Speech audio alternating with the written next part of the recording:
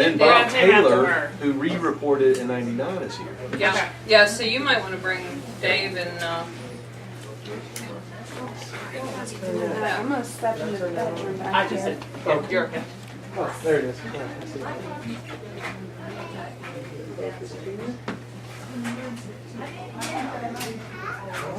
Alright, so you know the drill. You want to look at me. Okay. And just tell us what's going on here today. Why are you having this?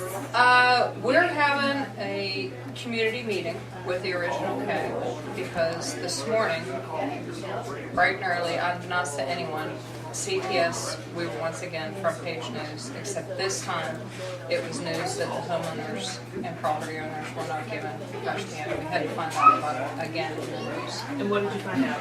We found out that the EPA has discovered the plume, the depth, all the things that they should have been telling us all along that they haven't told us as of yet.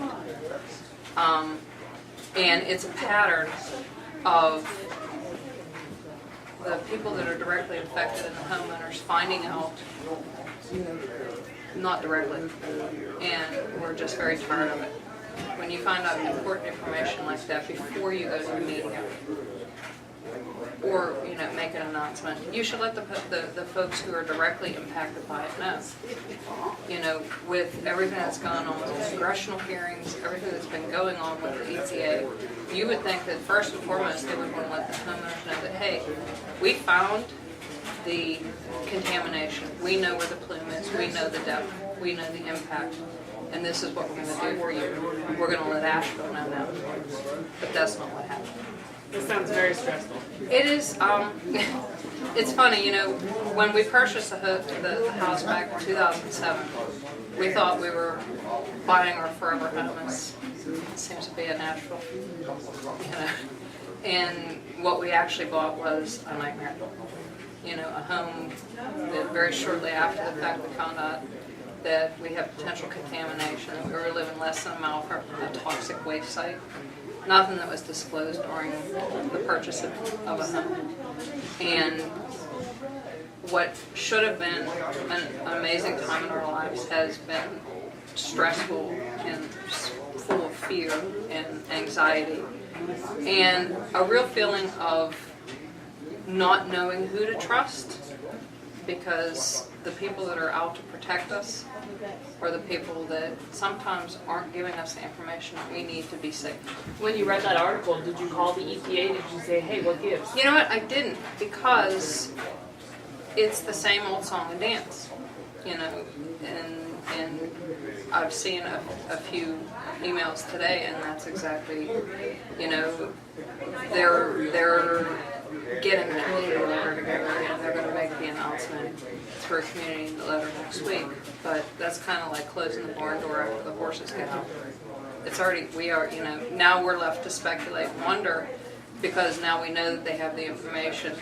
We don't know what it is. We don't know how it impacts us. We now know that there are the TCE is binding petroleum-based products, and they're shocked at that. Well, so am I, because when my well was being tested, they were finding petroleum-based, unknown petroleum-based products. They didn't know what it was. They put it on the test results, but they didn't know what they were, and they were 3,000 parts per million. Well, now I'm left to wonder, was that the new hybrid TCE, or all of the polyaromatic hydrocarbons that are showing up in well results that have been all wrong? Are those as a result of a hybrid TCE? My anger and my frustration stems from the fact that if this had been handled properly many, many, many years ago, I wouldn't be sitting here talking to you. I'd have never been on the news. My family would have never been in danger. We wouldn't lay in bed at night wondering, they're putting in the municipal water now, and that's fantastic. It should have been done when this all started. That would have resolved a lot of anxiety and fears for a lot of people. But we're still left to wonder. We live less than a mile from a toxic waste site. What is it going to do to our children and our grandchildren and everyone in the area? And I think the lack of communication with the community.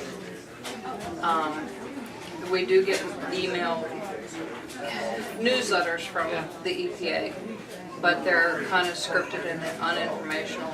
And in order to ask a question, you have to make a phone call, and you have to wait, and then you have to hope that you're getting an honest answer because you're not seeing anyone face to face. Yeah, I mean, you all have been fighting this good fight for years now, and you've Yes. had the same complaints over and over again with the EPA. Do you think you're ever going to get to a point where they are going to be open with you, or No. nothing?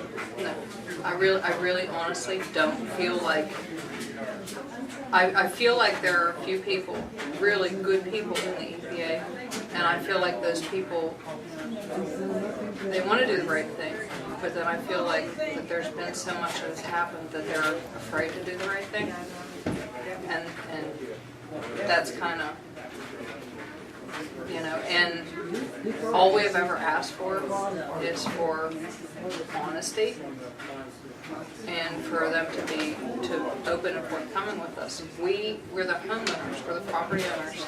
We know about the contamination, it's not a secret, so don't hide it from us. You know, let us help you. We were part of the original CAG. There are 2 CAGs, and I am part of the original CAG. And, you know, we could have helped so much if there hadn't been a separation of, you know, and we would welcome being able to work with the EPA and the secondary CAG. But we can't do that without communication.